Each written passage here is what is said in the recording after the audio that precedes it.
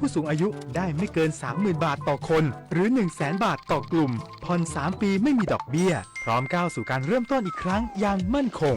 ดีจังเลยแบบนี้จะได้เปิดร้านเล็กๆอย่างที่ฝันไว้สักทีเงินทุนปลอดดอกเบี้ยกับกองทุนผู้สูงอายุสอบถามเพิ่มเติมได้ที่กรมกิจการผู้สูงอายุ 1300ค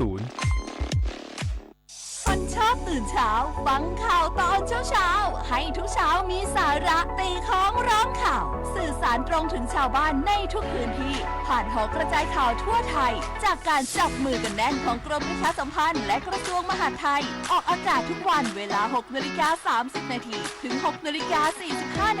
ในรายการข่าวยามเช้า FM 92.5 เมกะเฮิรตซ์ทางสถานีวิทยุกระจายเสียงแห่งประเทศไทยและเครือข่ายทั่วประเทศรัฐบาลเชิญชวนประชาชนรับชมรายการโอกาสไทยกับนายกแพทองธารวันพรุ่งนี้ติดตามการทำงานของรัฐบาลทุกมิตินายจิรายุ หงส์ทรัพย์โฆษกประจำสำนักนายกรัฐมนตรีเปิดเผยว่าวันพรุ่งนี้นางสาวแพทองธารชินวัตรนายกรัฐมนตรีจะจัดรายการโอกาสไทยกับนายกแพทองธารประจำเดือนพฤษภาคม 2568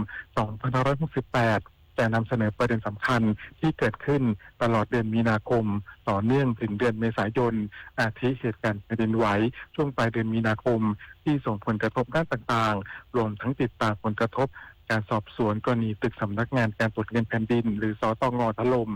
นอกจากนี้นายกรัฐมนตรีจะสรุปการยกระดับโครงสร้างระบบเตือนภัยโดยเฉพาะการใช้ระบบเซลล์บอร์ดแคสต์ที่มีการทดสอบสัญญาณครั้งที่1เมื่อวันที่2พฤษภาคมที่ผ่านมาแล้วประสบความสำเร็จรวมทั้งยังมีประเด็นอื่นๆเช่นการเตรียมความพร้อมรับมือผลกระทบจากนโยบายขึ้นภาษีนำเข้าของสหรัฐอเมริกาการกลับมาของโครงการ SML โครงการทุนการศึกษา ODOS Summer Camp สำหรับเยาวชนจากทุกอำเภอทั่วประเทศรวมกว่า928ทุนตลอดจนโครงการ Entertainment Complex ทั้งนี้ขอเชิญชวนประชาชนรับชมรายการโอกาสไทยกับนายกแพทองธารได้ตั้งแต่เวลา 8 นาฬิกาถึง 8 นาฬิกา 30 นาทีทางสถานีโทรทัศน์แห่งประเทศไทยกรมประชาสัมพันธ์ NBT2SD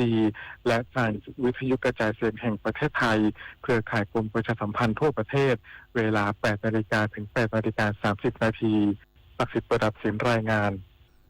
แม่ทัพภาคที่ 4 ลงพื้นที่อำเภอจะแนะและอำเภอตากใบจังหวัดนราธิวาสติดตามคนร้ายก่อเหตุยิงประชาชนสั่งปรับแผนยกระดับมาตรการรักษาความปลอดภัยในพื้นที่พลโทไพศาล หนูสังแม่ทัพภาคที่ 4 ผู้อำนวยการรักษาความมั่นคงภายในภาค 4 ลงพื้นที่ตรวจติดตามสถานการณ์หลังคนร้ายก่อเหตุยิงประชาชนในพื้นที่อำเภอจะแนะจังหวัดนราธิวาสเมื่อวานที่ผ่านมาทำให้มีผู้เสียชีวิตและได้รับบาดเจ็บได้เน้นย้ำเจ้าหน้าที่ที่เกี่ยวข้องปรับแผนและยกระดับมาตรการรักษาความปลอดภัยในพื้นที่จากนั้นได้เดินทางลงพื้นที่ติดตามเหตุคนร้ายกราดยิงประชาชนในพื้นที่อำเภอตากใบมีผู้เสียชีวิต3คนและได้รับบาดเจ็บ2คนนายกฤษดาสุขสบายในอำเภอตากใบในฐานะผู้อำนวยการศูนย์ปฏิบัติการอำเภอตากใบประชุมด่วนหน่วยงานความมั่นคงเบื้องต้นคาดว่าเป็นการสร้างสถานการณ์ความรุนแรงในพื้นที่จึงกำชับควบคุมพื้นที่ให้มีความปลอดภัยขณะที่เจ้าหน้าที่ชุด EOD และเจ้าหน้าที่พิสูจน์หลักฐานได้เดินทางลงพื้นที่ตรวจสอบที่เกิดเหตุในช่วงเช้าวันนี้ปพิชญานันท์เทพรักษ์ สวท นราธิวาสรายงานเจ้าหน้าที่ฝ่ายความมั่นคงตั้งจุดตรวจร่วมที่บ้านห้วยหินฝนอำเภอแม่สอดจังหวัดตากจับกุมแรงงานชาวเมียนมาลักลอบเข้าเมืองโดยผิดกฎหมายหน่วยเฉพาะกิจราชมนูร่วมกับหมวดลาดตระเวนระยะไกลสกัดกั้นยาเสพติดกองกำลังนเรศวรตำรวจสถานีตำรวจภูธรแม่สอดและฝ่ายปกครองอำเภอแม่สอดปฏิบัติภารกิจตั้งจุดตรวจบริเวณจุดตรวจร่วมบ้านห้วยหินฝนตำบลแม่ป่าอำเภอแม่สอดจังหวัดตากตรวจพบแรงงานต่างด้าวชาวเมียนมาจำนวน4คนหลบซ่อนอยู่ในรถขนแตงกวาหมายเลขทะเบียนบใบไม้7619ตากโดยมีนายภูบดินทร์แสงจันทร์อายุ48ปีเป็นผู้ขับขี่โดยนายภูบดินทร์ให้การรับสารภาพว่าได้ไปรับชาวเมียนมาจำนวน4คนมาจากบ้านซอโอตำบลช่องแคบอำเภอพบพระจังหวัดตากเพื่อนำไปส่งที่กรุงเทพมหานครโดยได้รับค่าจ้าง 20,000 บาทเจ้าหน้าที่ทหารจึงควบคุมตัวส่งให้กับเจ้าหน้าที่ตำรวจตรวจคนเข้าเมืองจังหวัดตากเพื่อดำเนินการตามกฎหมายต่อไปดิเรกปินตาแก้วสวท แม่สอดรายงานจบข่าวชลธรจัญญาอ่านรับฟังข่าวครั้งต่อไปเวลา 11 นาฬิกาติดตามข่าวที่นำเสนอไปแล้วได้ที่ www.thainews.pre.go.th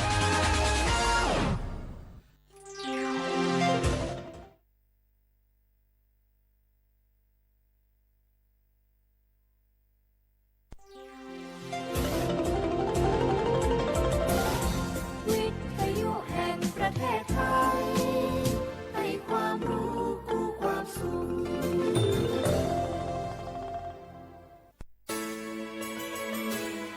สถานีวิทยุกระจายเสียงแห่งประเทศไทยจังหวัดเชียงใหม่ AM 1476 กิโลเฮิรตซ์สถานีวิทยุภาคภาษาชาติพันธุ์แห่งเดียวในประเทศไทยที่มีความทันสมัยเชื่อถือได้สร้างอัตลักษณ์กลุ่มชาติพันธุ์สู่สากล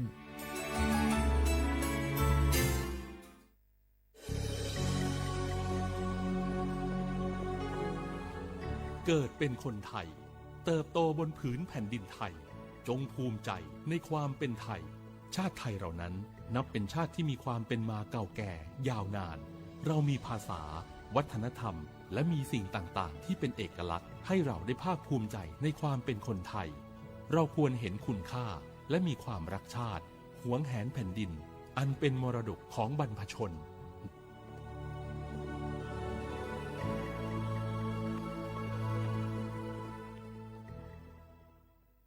ผู้ใช้สิทธิบัตรทองหรือบัตร30 บาทวันนี้หากต้องการย้ายหน่วยบริการประจำไม่ใช่เรื่องยุ่งยากอีกต่อไปย้ายเองได้โดยวิธีง่ายๆผ่านระบบออนไลน์เพียงดาวน์โหลดแอปพลิเคชันสปสช.หรือแอดไลน์สปสช.พิมพ์ LINE ID @NHSO เลือกเปลี่ยนหน่วยบริการและทำตามขั้นตอนแค่นี้ก็ย้ายหน่วยบริการได้แล้วแถมยังสามารถใช้สิทธิรักษาได้ทันทีสอบถามเพิ่มเติมได้ที่สายด่วนสปสช1330ข่าวดีผู้มีสิทธิบัตรทองหรือบัตร30 บาทที่อยู่ในพื้นที่กรุงเทพและปริมณฑล5 จังหวัดนนทบุรีปทุมธานีสมุทรปราการสมุทรสาครและนครปฐมหากเจ็บป่วยทั่วไปพบแพทย์ออนไลน์ได้ครอบคลุม42โรคพร้อมจัดส่งยาถึงบ้านสะดวกรวดเร็วไม่ต้องรอนานอยู่บ้านก็ใช้สิทธิบัตรทองหาหมอได้เพียงเลือกรับบริการกับ4แอปพลิเคชันได้แก่แอป Saluber MD แอป Clinic แอปหมอดีและ LINE Totale Telemed สอบถามเพิ่มเติมสายด่วนสปสช1330เจ๊ขอนี่เร็วๆทางจังหวัดเปิ้นมีประกาศเตือนคนเฒ่ากับคนที่มีโรคประจำตัวบ่ให้ออกจากบ้านเพราะฝุ่น PM 2.5 เกินเกณฑ์มาตรฐานเกือบ300เลยนะเจ๊ไหนพอละสุดๆเลยนี่แดงเถือกเลยถึงว่ากะรู้สึกบ่ดีมาหลายวันจะจ้ำกับบ่จ้ำจะไอกับบ่ไอ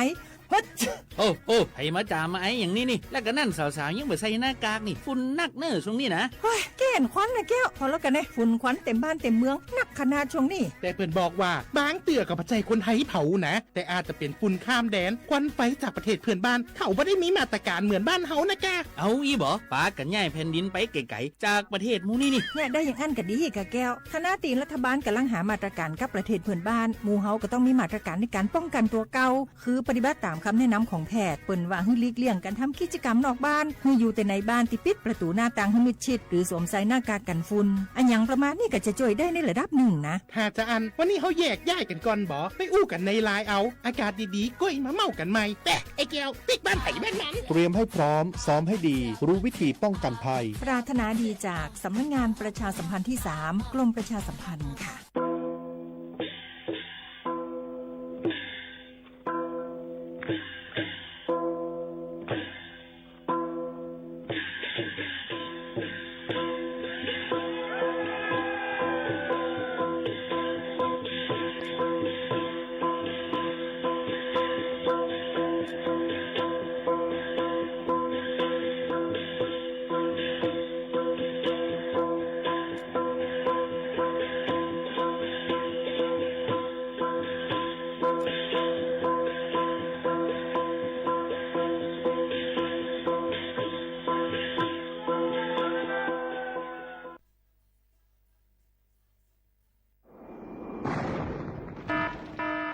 เจดอนเก้งใหม่ย้อนตั้งโฮมมือกูฝ่ายเงื่องแวลองเผาป่าไม่เถื่อนคือไห่สวนตอนตาที่ลดย้อมหมอกก้อนกล้องในจันล้มจอมหนังคอปืนเผาไว้หนังฮือเตกุ้มทิ้งลองเผาในหลายๆพื้นตีโดยอ่ำปันเผาสังเสอิดตาที่เฮ็ดเฮาจันล้มอ่ำมิกหมอกก้อนกล้องก้อนโม PM 2.5 เตเอาเนื้อวันที่1เดือน1 2สิงหาปากปลาย68ต่อถึงวันที่15เดือน5 2สิงหาปากปลาย68สั่งว่าหลูไล่เผาในจึงเตไล่ล่งเส้นหมายย้อนขว้างตีแอปพลิเคชันไฟล์ดีไล่อยู่ค่ะสั่งป้นเป็นเดญ่าตามตกคอกแลไม่ตามเงินอ่ำป่น2เหงหาปากวัดอ่ำนั้นตั้ง2อันเก้งใหม่ปันเฮียงดาได้ใจเทคโนโลยีดาได้เพียวกวยอยู่ยุกยักแลไม่ดอกในให้ในสวน หนังหือลองเผาป่าไม่เตลดย้อมและเฮ็ดให้สภาวะฟิงตื้นเป็นจึงสลีดากยินยาวข้าวหึงสังทบหันลองเผาในปืนตีหามเผาอำนั้นทบหันคนเฮ็ดพิษกับสืบเตืองลาดกว่าได้ดี0531128808อำนั้น191ไหล่24ชั่วโมงค่ะ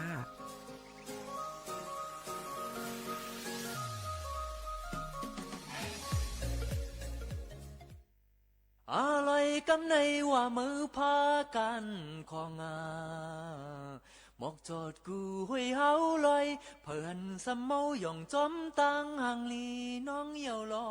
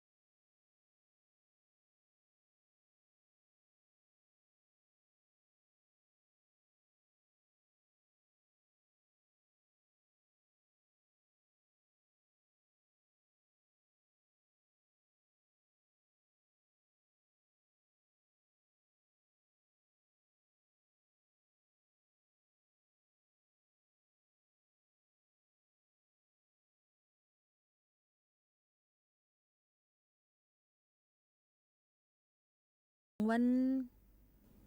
เสาร์ที่3เดือนธันวาคม2แห่งปลาย25เป็นเดือน6มื้อ7ค่ำฮอดถึงมาปีใต้2แห่ง1ปากปลาย19ปีก็จ่า1แห่ง3ปากปลาย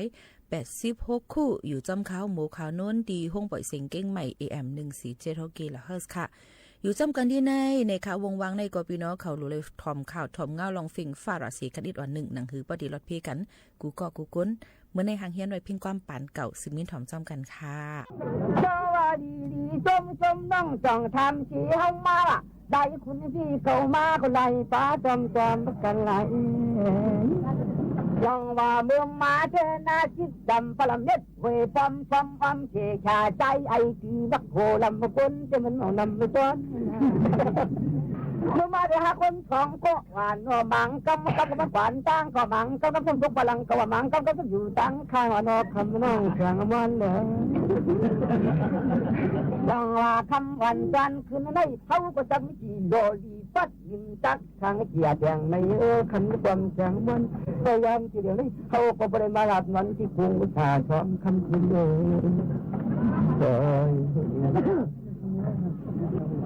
เจ้าในเจนาทีก็อำกันทันเพิ่งร้องความฝนฟันเจวนาพุ่งเย็นหันวันความเนี่ยใจเนี่ยแล้วว่าเราจะมาตีปุ๊บจริงชื่อนะทางนี้เงินที่โรงที่มาดันไต่โป๊กินยิ้มดันไต่โป๊ปราศวาสวงสุ่มเชชาดินความจำฟังแต่ว่าชูในเขาเป็นดุกหัดโตยาจ้ายาจริงที่โตจำควักอย่างนั่งในเรชาทองที่คำยำฟังนี่ยิ่งโดยผู้ลุงล่าห่างเด็กย่างอ่อนเจ็บหนากันยาเนื้อที่เป็นมันชื่อธรรมาคำโตเป็นโตลุงเย็นเลยเหตุการณ์ของน้องน้ำสังล่างเสียบริการแจ่มอ่อนของโลนนางออกอยู่มือความคนเดาทั้งที่มันจังทางตัวเป็นนาขอสิโลแล้วจะหามเอาได้เช่เฮเอาได้ควันซ้อนเอาได้เจียงมันกันนางนัวว่าจันให้จินว่าจันได้ช่วยกูเกาโมยควยห่างแล้วโลจูเจหน้าป้าเชชากันยาหน้าห่างยับจังอ่อนเจ็บเชชาเชียงวันเหี่ยวนะว่าที่คำวันตอนคืนแม่อยู่บนใจที่นาขาจินก็ชูตู้ไรอย่างเจ็ดไม่เสียวนะนี่จังว่าในนาโนนางโนหนุ่มวันเก่าเส้นวันก็เร็วที่เขาจะขีบนี่ก็ขังอะไรก็เปลี่ยนก็พันวันไม่ทำเลยเจ้าคำวันตอนคืนในน้องเก่าหน้าปีมาที่มาโผล่ตัวรับเงินพุทธนาหน้านวลพอไงรอเจ้าไฟตลาดเลี้ยงพักที่ทางน้ำว่าได้กินเจเนื้อหูตาปลาโจกูวันนี้นางนอนเนี่ยชูเจ้อำมังพักอีพักหาพักว่าพักเลือเหมือนวนคนจอเหินจำมันตาเนื้อเสียวอาบกินเนื้อชาปลาจีลุงจงหลังยันจางปั้นไฟหมดลำยังซื้อยิงปันนางมันหาน้องแก้มมักพักอีพักหาพักเลือเหมือนวนคนจอใจมุนเหินจำมันตาเนื้อแค่ที่กลางแจ่มวันควางบนทุ่งตาเมืองในแค่น้องก็จังว่าที่อำจ้าอำผูอยู่ดีกินวันก็เย็นแค่เงือเทกลางทางลางที่กันลึกจังเจียอันคำคืนไม่เขาก็จริงก็ถามจองตัวน้อยอ่อนวันนี้ตัวนี้คือมีราการชูได้เขาเปลี่ยนใจอยู่ว่าทางเจ้าทุ่งเมืองจงเลยราตีเขาเป็นคากยาจ้ายาจริงที่เจ้าจำคว้าแทงนั่งเจ้าทุ่งเมืองกลางมาหนุ่มวันคันความตามนวันหาที่ห่างลานพี่เราทางปันไปตัวหินจันนึงอะไรบริเวณถูกคนเราเย็ดกินการในทางหลวงลางพังอีนั่นเราอ่ะคนนานวลลึกทานเจียยามที่เราได้ทำต้องตัวก็มวยคุกผมลึกเรานามานามีจำเจจีอยู่ที่เขาเล็กวันนานจีดินนุ่มจำเป็นลางทางเขาจนปดเลยอันวันนาคนต่างเป็นวันไทยเรื่องคนพอที่ฝนเดทางต่างตัวอยู่ในมือที่เห็นแข่งกินน้ำฝนฝนฟุ้งน้ำจุงฝนไว้น้ำไฟฝนฟอกน้ำนกฝนตอนนั้นเยือนไม่ทันก็บอกถึงกาใจทางโมที่เล็กอินด้วยเอาไปยันกลางสลามทำนะโจดีเต่าคนดัดนี้ชูตันยันเสียงวันชาเด็กกระดิ่งไปกินเหมือนเมืองจำตังอยู่ ทางที่อยู่ที่เขาที่เราเรียกวันนี้นานที่ได้นุ่มตามกุลียังนางกินเงินเจราที่ทำให้คนนี้เมื่อไรก็นางเขาชื่ออำเลี้ยงเนี่ยยังอำลู่เนี่ยยังอำลู่ไม่ได้ยังดียังห้านางก็เพียรเพียรต้องทำก็ตัวบริพักการนามเมวะบริรอเมผลทงจอกเอาเน็ดมันเน็ดมูเน็ดไผ่เน็ดยานที่ได้ที่ไว้ก็อับเรียนที่ชื่อหนุ่มโยมันพังที่ใจน้อยเดียววาดีนาวันที่ไปใช้นาวันที่เรื่องหวังพังก็แต่แจงน้อยปนเมียนางก็ต่างฝันที่นั่นทางหลายก็ว่าห้างวันก็จะหน้าป้าเทชาเจ้นางวันน้อยชู้ทำมาวันละนางที่คนยันที่เลยบุงเย็นนันเท้าป้องนางเพียที่ต้อยไม่ใจกุศิคานแต่ว่าพี่เจเปิดทำเปิดสองก็จังอินวันวัดนี้จ่าเยวังสองก็ใจแต่ว่าพี่ที่เปิดทำเปิดจองขอความเล็กนางเลี้ยงช่างคนส่งลอยจ้างไปง่ายนะอย่างว่าชื่อชูห่างดีพี่น้องจ้างหันเขาทำตังบอกตังก็ผิดชื่อมาเดียวจัดเบื่อหน่อยวันเดือนก็ความจำมันได้ขยันขันคายิ่งเรื่องก็เป็นวนเลี้ยงไม่ติดเดียวที่วนเลยไม่เจอเลยคุยกันก็ดันเอชูตันก็น้องยันเพียงวันเรือหน้านวลไม่เผลอใจได้ใจก็ดีอย่างพี่เจก็ทำไปสองขอความเล็กหนังอย่างมันคงไม่โชว์ปฏิดันใจก็เทโกโคก็ยิ้มตอนที่คนจะลุกขึ้นมาอยากเลือดดีนกของกับเมืองเจอจังลงไทยเนลินโนฟังนักบังกล้าเดียมีปิกหมอบินจึงไขนั้นฟันสามเหลียวนี่ดงจ่าเนี่ยปุ่นพันนี่กลืนก็จึงเงินไปตามที่เคยลองหลับหักเทในต้องจ้องเอาหน้าความใจเดียวจึงหลับกว่าอาจารย์เขาพักเดียวบ้านจังสักไทยวันเพิ่นบ้านจาหันนี่เมื่อใจที่อับสักวางเมียงกันใจเดียวพักบ้านที่ก็เขาเกินตาแห้งเป็นเอายันกวงจุ่งเมืองเป็นจางเอืองเที่ยวเจ้ามาจำเยอะคำแจ่มหวานน้องคนมีในปีนาสวานิที่เปียนั่งก็จังหูอ่ำจัดในหน้าจังหลับอ่ำจัง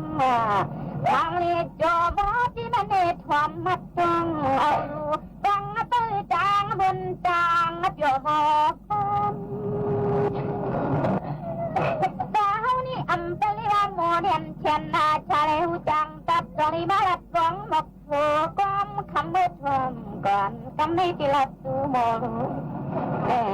นอนลุงมือเดียวนี่อำเตยปันที่หน้าที่หน้าเดียมีน้องเตยปันโตเพียเขาเตรียมเตยคนจังตัดหน้าหมอที่น้องทองดองว่าคำอ่อนตอนขึ้นหนึ่งมันได้เริ่มเลยดังจมสิละดมเทเนปีกนบ่ควันแน่ลุงมือพัดชีดำในปีนาพังจัดวันน่ะอำปัดคนทุกคนจอมปีนาเขาน้องปีนัดดองลัดดองเทเนที่น้องปีลัดเมียงแทงยาตาพ้นจนจังฟังลันยองย้ำคำปิดทนก่อนจองไว้ในหูนอน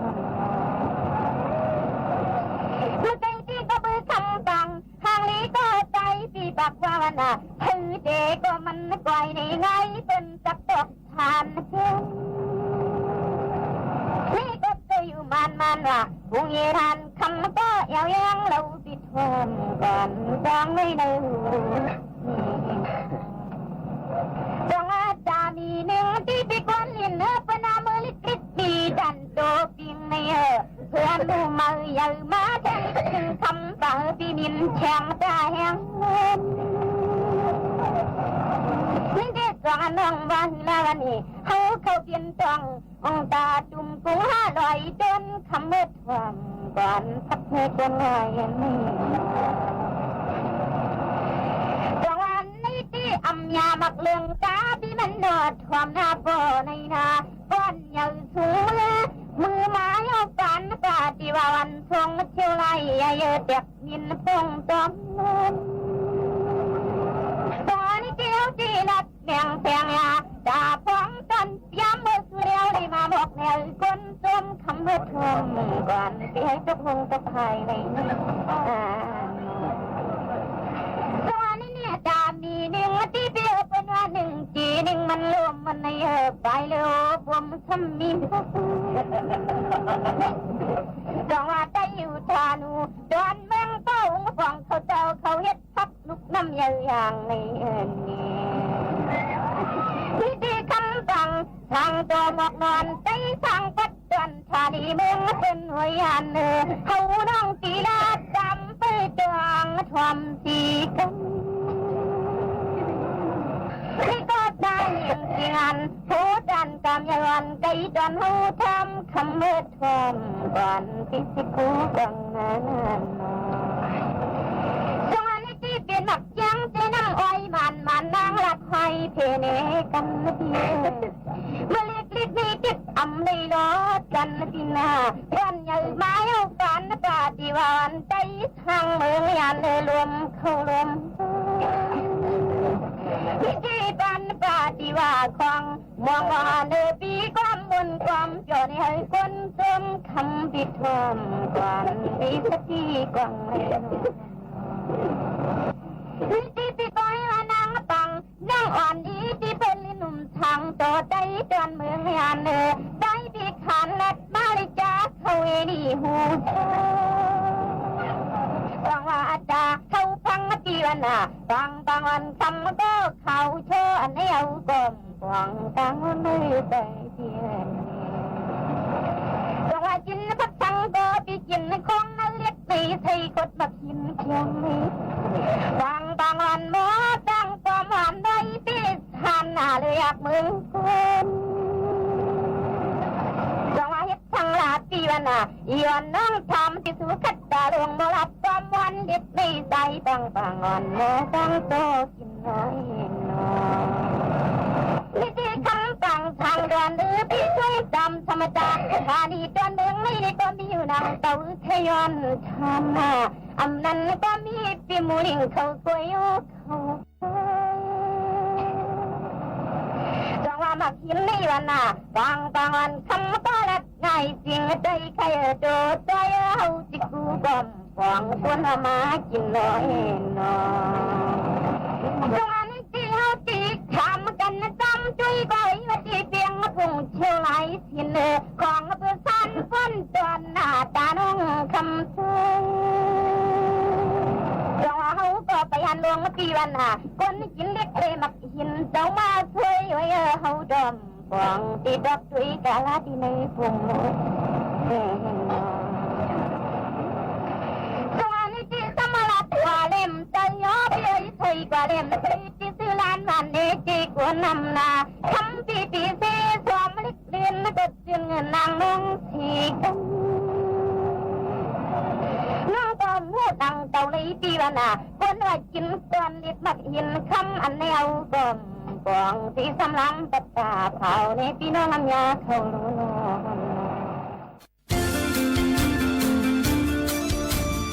มาสิค่ะมาสิค่ะ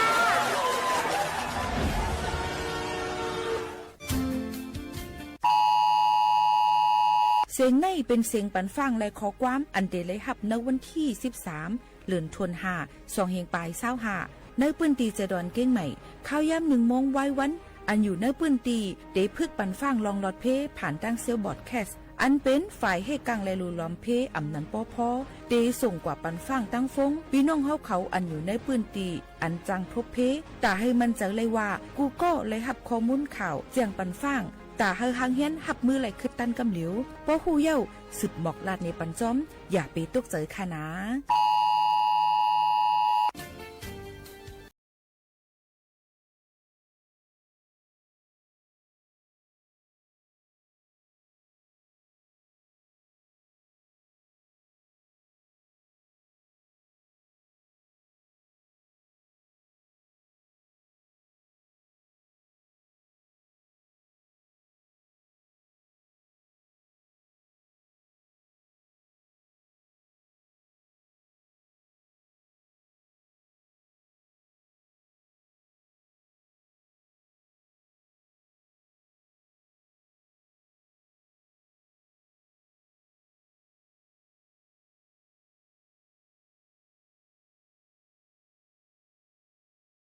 สนใจอิดออดเอามาฝากตอนจุดถึงพี่น้องเขาค่ะ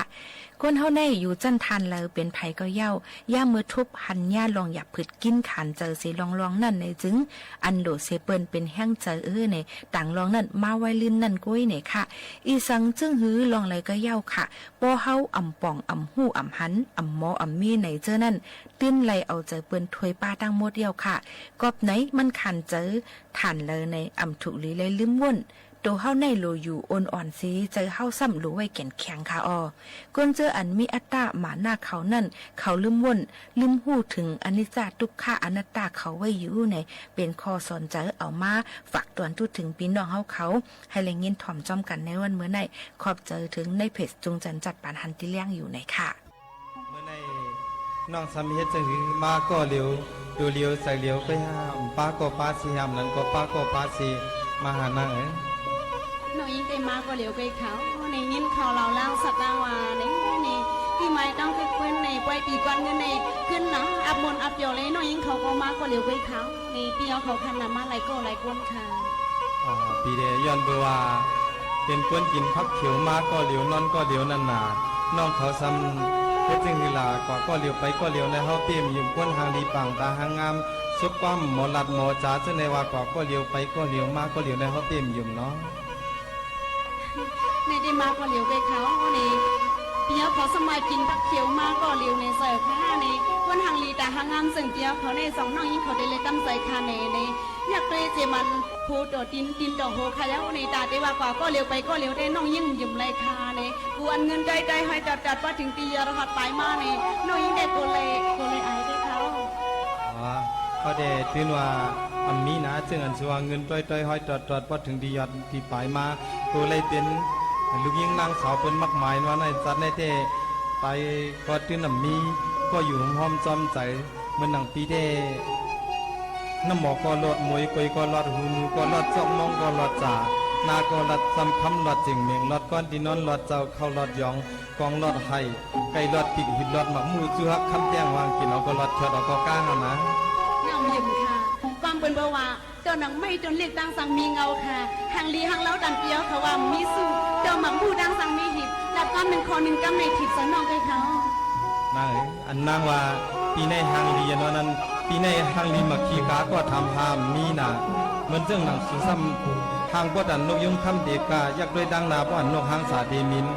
เหมือนเจิงเขาซ้ำยักด้วยดังหลังป้อนยุ่มปักหายักด้วยดังนาป้อนยุ่มขมเขี้ยมานางก็ซึ่งเขาได้ลัดคิดก็ตึกถูกใกล้ขายเอาในอย่าไปลัดคิดค่ะเนี่ยซึ่งสุดได้หางลีมาล้างคำตั้งกันแล้วก็ก้นคอนในก้นเพราะว่าในนาเมียสัตว์นางสัมปองหงลงไว้ใน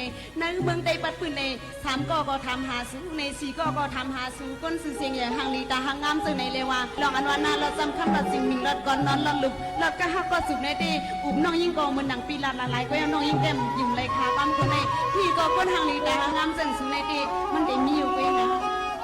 ลัดเล่นก็ส้มลัดล้มก็ยิ้มเลยค่ะเพราะว่าอำยืมปีไหนก็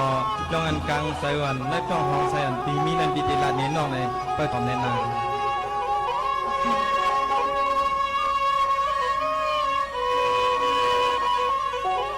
สวัสดีธรรมดาสามคำลำสูงยืนยาวเท้าตาเฮาด้วยหอมห้อยที่ลงมาคุยกะจังไปยืนหน้าเอาคุยกะใจที่ไปจังยืนเอาลง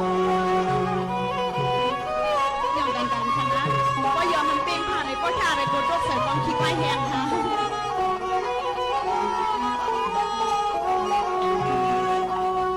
ไว้เจอใจทางปีเอาไม่ยาวเมียนเปียนวันในก็มันก็ซ้ำพวกที่ในองมือสั่งใจที่เคยสูงที่วันนี้น้องยิงปีปเลยเป็นลูกนี้เป็นนอนแล้วก็หอมไข่ที่หอมมาไข่ดีค่ะน้องยิงเด็กเปลี่ยนสวยดีเสียโซซีไปเติมคือไปวางค่ะพี่ด้วยเรือยุบมึงลงตัวเปียวหันพางตันยิงก็ในปียามมาที่เลี้ยวในฮีว่าไปเลยมีจูปังมือนมยีผมปูผมมีในที่เลยยุ่มข้อความมาหนุ่มนางน้องสาวให้น้องยิงเต็มดีเด็กเขาในอันนี้ก็มึงก็มังอันนี้ก็อันน้องยิงสุดต้องขึ้นลองหมอกเนื้อกันเนื้อย่องตาเป็นน้ำขึ้นมาเยี่ยมนี้นาง น้องตีสำเกียวปีเฮาเลยตุกอะไรมอมันหาปากเปียดผมจังจอมให้จอมมาเก็บปันก็ใจคนผมจังจอมให้จอมเก็บปันก็ใจคนน่าสุนา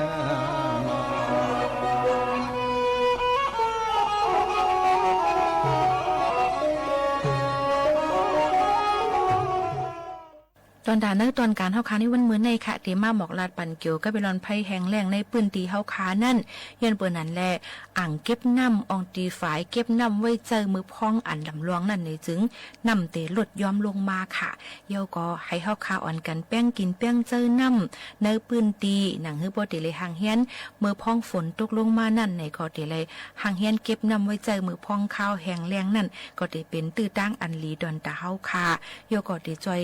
แถมแป้งกินเปียงเจอตอนตานำในอองตีปืนตีตีอยู่ตันเศร้าเฮาคานั่นในค่ะเอี้ยก็อย่าลืมค่ะปลูกพักอันดีเจอนำอันในโจกาผูกซ้อมนาลินผูกซ้อมเฮาคานั่นในก็ตีเลยเจอนำให้มันอีกนึงหนังหือบ่ได้เป็นหมักเข้าต่อนำอันมันถูกเมียนกันตั้งนำเจังหนังไหนนั่นก็ใครให้เจ้าสนเจ้าหน้าเฮาเขานั่นเฮาถ่อมด้วยขาวเงาโยก็ให้เก็บน้ำแป้งกินแป้งเจอมือพ้องอันดำรองเจังหนังไหนจ้อมค่ะเที่ยงอันนึงลองลำลองการเจอน้ำให้แป้งเจอน้ำนั่นให้ฮู้กาขันน้ำลำลองตอนตาจัดปานก้นมนุษย์เฮาค่ะมาโตสัตว์มาโตก้นว่าตัวอันมีถาดสายเจอต้นไม้น้ำดินหินผาขาดเจิมเจอนั่นมันก็ได้เป็นตื้อตั้งอันนี้เสหนังหือป้อเดเลยอยู่เศร้ากว่าในเมืองลุมฟ้าวค่ะในกว่ายินยาวข้าวหึงเดเลยจ่อยกันแป้งกินแป้งใจน้ำเย่ายำพองตะเร็วในฝากตวนจุดถึงพ่อแม่ปีน้องๆเขากูก็กูกลตั้งมดตั้งเสียงอยู่ค่ะสวัสดิ์สามขมันน้อยยิงเปียอามอยู่ในที่นั่งสินศีลาหาเสียนปานาที่ปัดสัตว์เอาตัวเจอเปิ้นใจไหมละคู่ของเปิดปองนอนละทางทำเป็นเลียนมาบตับเล่าเมายาตับมาเมาเล่ายาใจปีติภาวางปล่อยหือสำเหตุสั่งหือสำเหตุสั่งนาวันนั้นเห็นน้องยิงเลยยืมที่ดอสู้ในกำคัน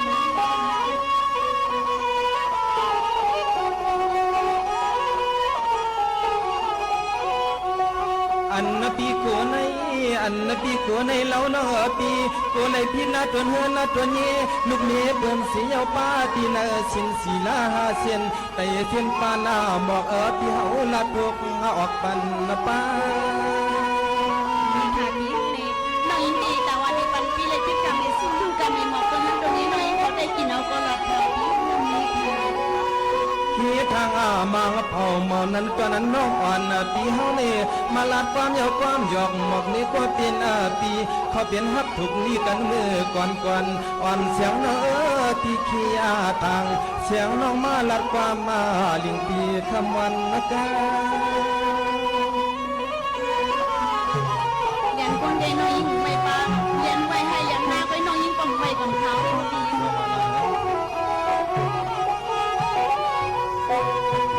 ว่าเมื่อจะกล้าว่าจูเดอ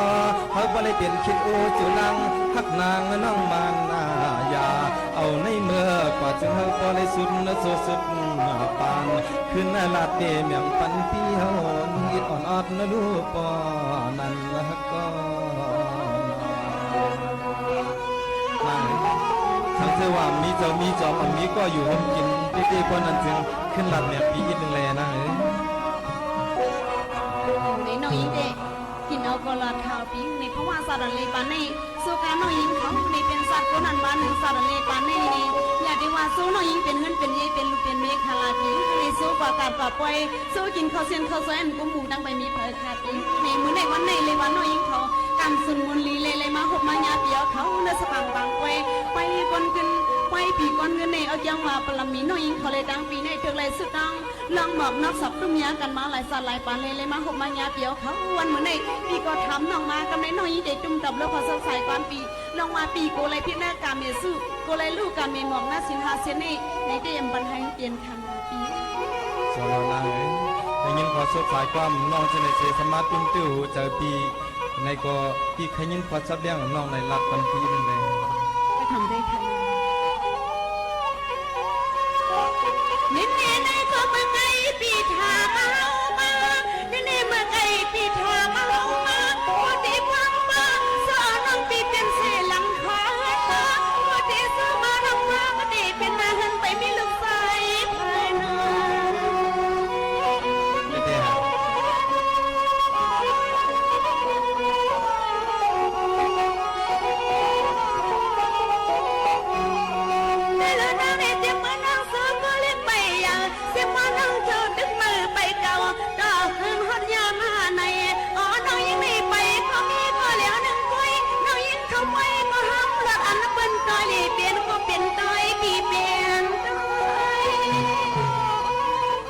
ที่เดียวเลย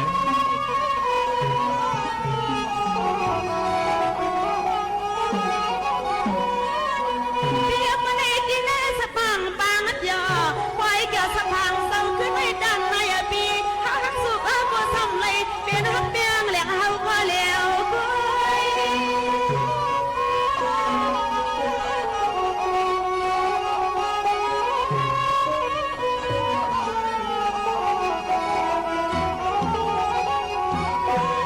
โอ้ยลำปีคันนั่งมาละมันว่าที่วันลานั่งเป็นมายาลูกมีเปิ้นนอลำทิ้งเกียนาเหมือนเสือเฮาดีนอเปียเศร้าเพื่อเลยมีก็แขนก็สีก็ดีเลยมาเห็นเสียกันลานาอย่าป่าปล่อยแต่ปล่อยเนื้อเหมือนเสือเฮาได้หือเลยมีก็แขนก็สีก็มาเห็นสิกันลานาอยากป่าปล่อยแต่ปล่อยเนื้อในปีนา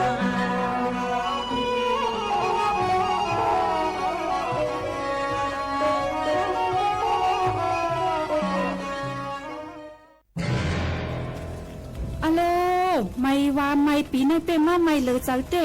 ตั้งเป็นโควิด19ลงกอนี้เพแห่งแรงลงกอซัมมะปีในเขาว่าฝนตก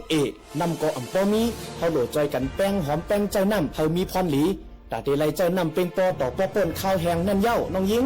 ไลโอปีปอเฮาซ้อนเปิงพมมือใจกันกูฝ่ายเฮาก็เตะคำปุ่นไลลองตั้มหยับกว่าอยู่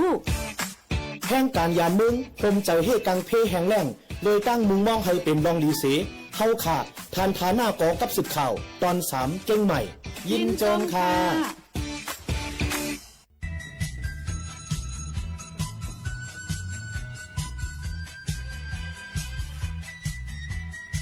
ถ้าใครขึ้นสืบถามแทงว่าเมื่อนังในข้าวคือในกันนะพักอันเขาคาเขาผูกเลยอันเขาคาเขาได้เลยกินในเมื่อไกลในอันไรลาดกว่าพักปักพักน้อยอิ่มคิมหรือเสียนั่นยังได้มีทางอีกอย่างละลายค่ะป้าเขาไก่ผูกได้มันมีอะไรอยู่กูเมี่ยวนะก้อยหนาแต่ว่ามังเมี่ยวมันเติบผลแหละมังเมี่ยวมันเติบผลแหละป้าผูกพักกัดจ้อมในเปิ้นหนูเลยมุ่งปันเหตุกว่าน้ำผลเติมน้ำน้ำมันป้อเปลี่ยนนะพักกัดในค่ะพักกัดเนี่ยมันป้อเกียกน้ำผลที่เรียกพักกัดในเปิ้นผูกเข้ากัดซะขนาดผูกเข้ากัดใกล้ๆพวกเขาขิงคือกะเขาว่าเพราะว่าใครกินในก็มันหนูเลยมุ่งปันอีกหนึ่งมังเจอผูกค่ะเนี่ยผูกมันเป็นอะไรมากขายในกันในเป็นหวานปันเฮก็เป็นมุ่งปันเฮอย่าไปให้เตือนน้ำผลนั่นน่ะเพราะเตือนน้ำผลในมันไข่เปียนผักกัดเนี่ยนะมันมีข้าวยามันมีขิงมันก็ข้าวกัดในแต่ผูกละผูกผักกันนาผูกมูลาผักกัดได้แน่เลยเพราะว่าปนขิงผลกะเพราะอันในขิงคือในอันมันขามผลในมันติเปียหนูผักปักผักน้อยผักกำซ้อนยิ้มขี้มันอันล้อเลี่ยจ้าเจ้าแน่หน่อมักเคินเจ้าแน่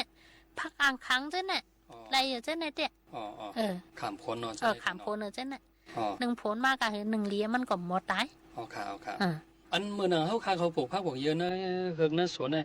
อันลองมายาเก้าเหมือนหนังมงเมียงจะได้แต่บ่สุมีกันเนาะกับในมีกับมือเลี้ยงในมีเหมือนตั้งมันละนี้มีเมื่อก่อนเนี่ยนะมีเดี๋ยวได้มีกันเนาะมือเลี้ยงในมีน้ำหนองว่าก้นในเวียงนี่อีสังก็แค่ฉีดยาที่นั่นน่ะมันมีตัวยามันหอยก็หมูมากกินนะแช่พักจะเนี่ยนะลีอ้ามหอยตัวใหญ่ค่ะหอยอันเป็นขุยหอยโง่หูน้อยน่ะแล้วมันคืนต้องต้นโผต้นหมักน้อยต้นพัดเท่าหันไหนด้วยกูบอกว่ามีตัวยามงเมี่ยงผมนาลีมีแค่นั้นมือเลี้ยวนะมีตัวยาเป็นของฉีดยาติ๊กนั่นก็หนึ่งฉีดมันก็พี่พรสังนั่นนั่นเนาะใกล้ๆมือปันมือก่อนเนี่ยก็มันมีเห็นยากนะเนาะข่าวค่ะนี่ก็เป็นอะไรผู้ไออันเนาะ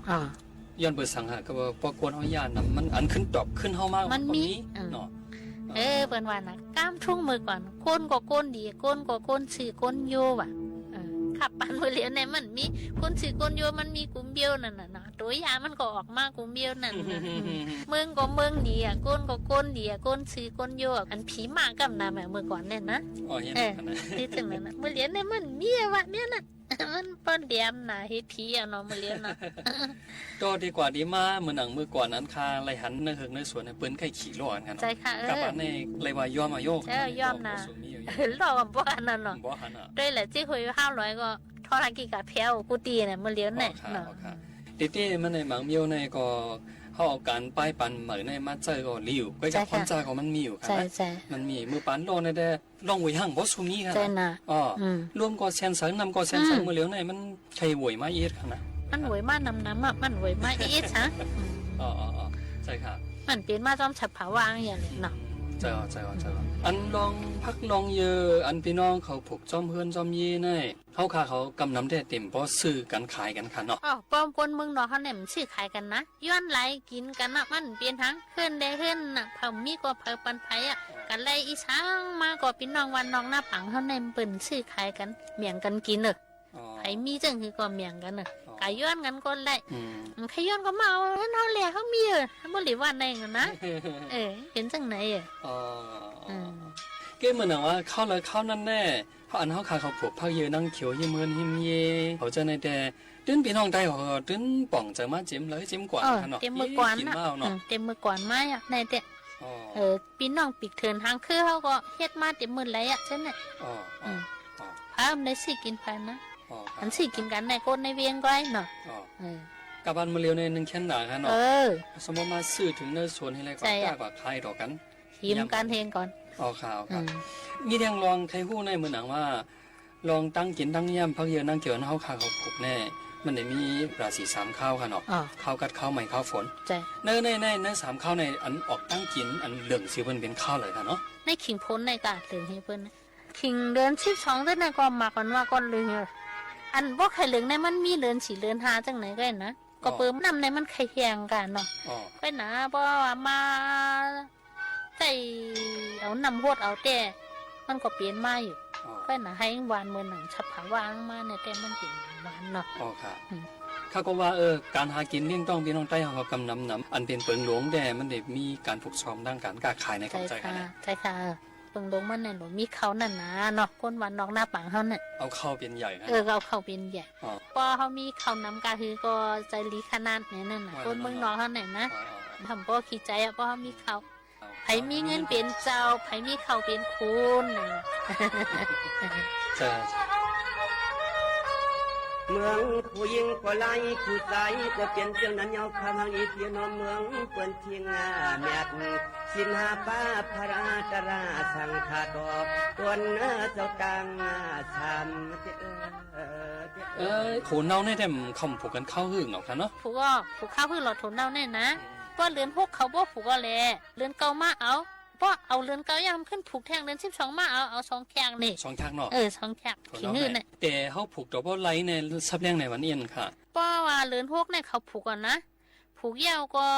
เขาขึ้นร่องนั่นน่ะเพราะร่องน่ะอันกลมเงามันน่ะอันดินกลมเงามันน่ะร่องมือเลยผมค่ะไหว้เสผูกเอาเนี่ยเพราะไหว้เสผูกยาวเนี่ยเพราะมันออกมายันลิ้นในเตมิวหมอกคือปลายจังไหนกะเปิ้นร่อง2แขกนั่นก็ร่อง2แขกร่อง2แขกเพราะว่ามันมีคือปลายในเปิ้นร่องแทงแข็งเห็นเนาะออกมาได้มีแทงศอกเนาะเนี่ยก็เปิ้นร่องแทงเพราะร่อง2แข็งเนี่ยมันดีเห็นเปิ้นเนาะมันมีเยอะแยะมาหงหมักโป่งดีกะเพราะมีตัวอย่างนะเพราะมีตัวอย่างเด็กจังว่ามันมีปีเลยปีนั้นมันเหมือนกันก็พอเฮ็ดจังนั้นเฮ็ด2แข็งนั้นก็เพราะเลย3เดือนมาเอาอะไรรู้เดือน6เดือน7เดือน8เดือน9มาเอาอ่ะซ้ำขึ้นผูกแทงเดือน12มาเอาอ่ะ2แขก2แขกไอ้ผูกมันก็ยานกัน1ศอกจังไหนกะตั้งไก่มันเพราะผูกจำมันเนี่ยก็หมักมันบ่หลีหมักมันบ่โป่งเพราะผูกไก่กันแน่หมักมันติโป่งเพราะเขาลอง2ปอกมันก็ติหลีเพราะลอง1ปอกมันบ่เข้มใช่ครับไอ้ผูกชามเมืองนอกเอาเนาะมันก็อำรูใช้เมียจ่าหางเมืองนอกเขาแท้เขาเบอร์ตีผูกในเปิ้นคู่เปิ้นเวียกไว้ให้เนาน่ะเนาะเพราะลิ้นเนามันขึ้นเปลี่ยนผุนขึ้นนั่นน่ะพอมาเวียกกำเดียวผูกกำเดียวมันมีผุนเปิ้นเวียกไว้ให้ก่อนนะเวียกเฮิงใหญ่ให้เดียวลีดินก็เนาลีมาให้มันก่อนต้องเป็นผุนมาดังนั้นค่ะมันหนังโถนเนาในป้อเขาผูกยาว3เดือนเนี่ยมันไล่กันเนาะไล่ค่ะพวกในก่อนเดือนเก่าในไล่ว่าไล่ในเฮามันลักษณะมันนี่มันเปลี่ยนจังครับมือไล่อะไรมันได้หาเรื่องมานั่นน่ะป้อเรื่องมาเนี่ยมันได้แหงมานะพอแหงมาเปิ้นได้โทยเฮ็ดป่ะพี่น้องเมืองนอกเขาเนี่ยเปิ้นเฮ็ดชาวอันวางเฮ็ดขามแต่นะเฮ็ดข้าวตันยาลงเฮก็มาเทเอาเสียบใช้เนื้อชาวถุนเน่าเท่านั้นเห็นนั่นก็ป้อตักมาน้ำมันแหง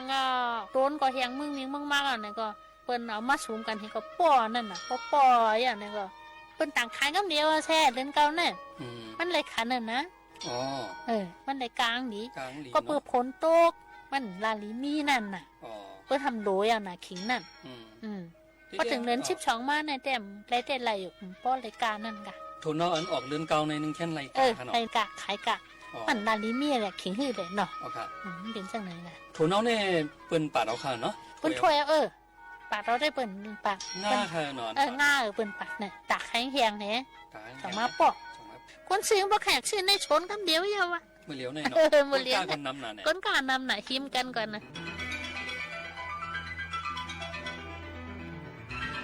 วันมื้อในได้ไล่ฮู้ลองตั้งฮู้ถั่วเน่าค่ะเนาะในข้าวคือข้าวคนในเพิ่นก็ปลูกถั่วเน่ากันอยู่นะก็อยู่ที่ถั่วเน่าสังว่ามันไล่มาเย้าในจึงสำเร็จเฮ็ดตั้งกินซึ่งละลายค่ะอยู่มันติเป็นถั่วเน่าแคบมันให้ก่อนนั้นเนาะเฮ็ดถั่วผู้ยันก็ลายถั่วเน่ายันก็ลายถั่วเน่าน้ำพริกก็ลายถั่วเน่าน้ำพริกนั่นน่ะถั่วเน่ายันเนี่ยนะกำในซ้ำเฮ็ดถั่วผู้ขาวในก็ลายนั่นน่ะ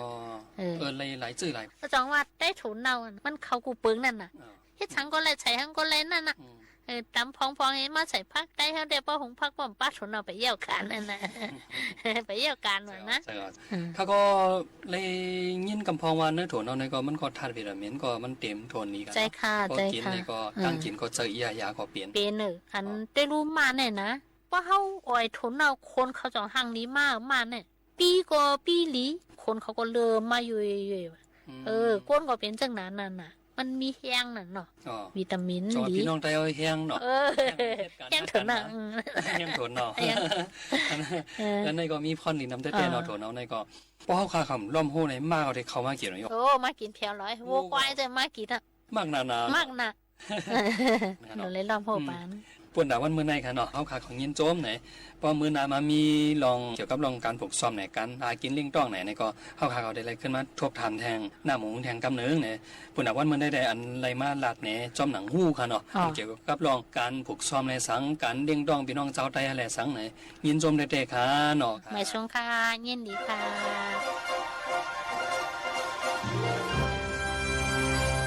เอาค่ะเฮาค่ะเลยทอมกับเพ่งความปานเก่าในคณะโยก็อย่าไปลืมหลู่ล้อมได้ถึงป้ายอยู่หรือปอแม่ปีน้องเขาอันเอาปื้นหูตั้งหันฝากตอนจุดถึงปอแม่ปีน้องๆเขาอยู่ในคาเข้าย่ำจำมุดจำเซงเดย้อนผาดยันพี่น้องเขาเมื่อกว่ากวันคณะส่งขึ้นมาโฮมมาทบจำกันอองตี49เส้นตั้งประชาสัมพันธ์จังการเว้งเก้งใหม่50100ตีในจอมขาวผู้ปืนเผาผู้จัดรายการยิงโมขาวนนค่ะสุภาวันเชื้อสารวินในคาพบทบจำกันตีสวทเก้งใหม่ AM 1476 กิโลเฮิรตซ์ค่ะวันเมื่อไหร่ยินจมขอบใจกูก็กูก้นเสยันสู้เฮอหนังกลางเจอนั่นใครเลยใครเป็นนั่นให้เตรียมทนกูลองเสกัมในม่อนค่ะเหมือสุงค่ะสวัสดีคำมันน้อยยังเปียลองนะพี่เจ้าฮักชวนในมันง่ายสามันว่าเกียงกลางเขาป้องนางเหนือกึ่งนางเราเขาตอนที่อ้อยนะหือสามีสั่งหนึ่งมาเด็กเหมือนหือสามีสั่งหนึ่งมาเด็กเหมือน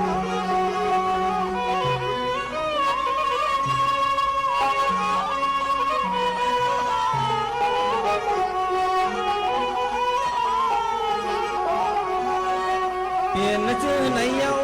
เปลี่ยนนะชื่อไหนเย้าเฮาเตนอไว้เจอฮักสีจำคำเล่อำไลไว้เจอพี่เฮาเล่เอามิดโมงมาใส่แดงเสือมาเย้าดำมาคอ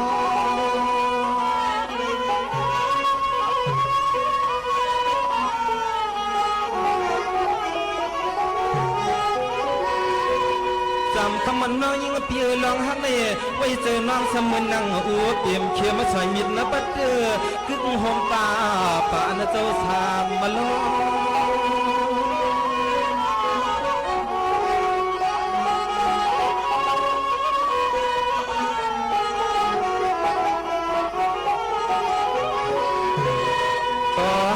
ปีถึงตีปอเลยขึ้นสัมผัสเอามากกว่าหน้ากวยจอมไข่ดังลังถึงตีปอเลยขึ้นพัดเอามากกว่าหน้ากวยสิเลจอมไข่ดังลังนั่นเองสองได้มือนักตีค่ะในลองอันปีฮักน้องไงพี่ว่ามือนังถึง300นั่งเปลี่ยนเลยใส่ก็ค่ะต้องใจแลจังทำเลย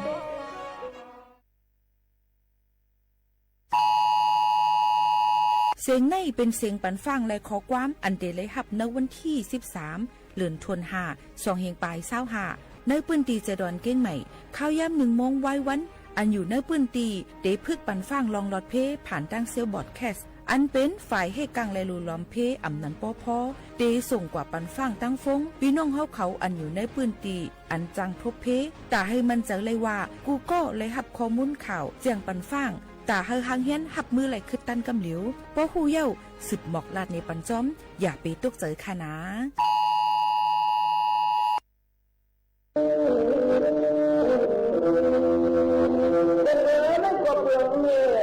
ดวงอะไรเอียดเกี่ยวใจไม่ขาดขาดเงินเดือดเดือดให้ทางยิ่งหาวันมาดูขาดเกิดจะโตจะตัวมาตายเมื่อเคยโย่เกิดเกิดนั่งกันนั่งเดี๋ยวมันลองกินลองลองบานะก็เกิดอยู่ในทุกท่าผ่านกันในการเมือง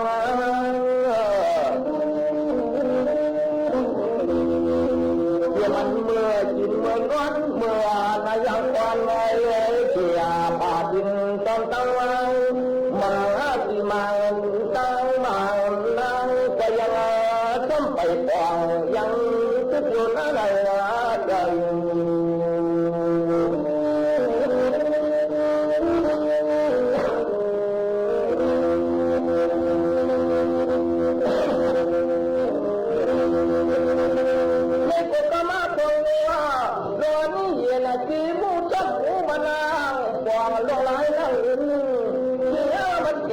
คำเช็ดที่อยู่ใน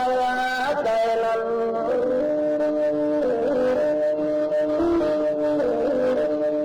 อันนี้ก็เปลี่ยนมาถูกกามายิ่งอยู่เป็นมาถ้าโยนเลยไม่มานนะมีนายสถานีวิทยุกระจายเสียงแห่งประเทศไทยและเครือข่ายทั่วประเทศเสนอข่าวต้นชั่วโมงรู้เร็วรู้จริงเกาะติดทุกสถานการณ์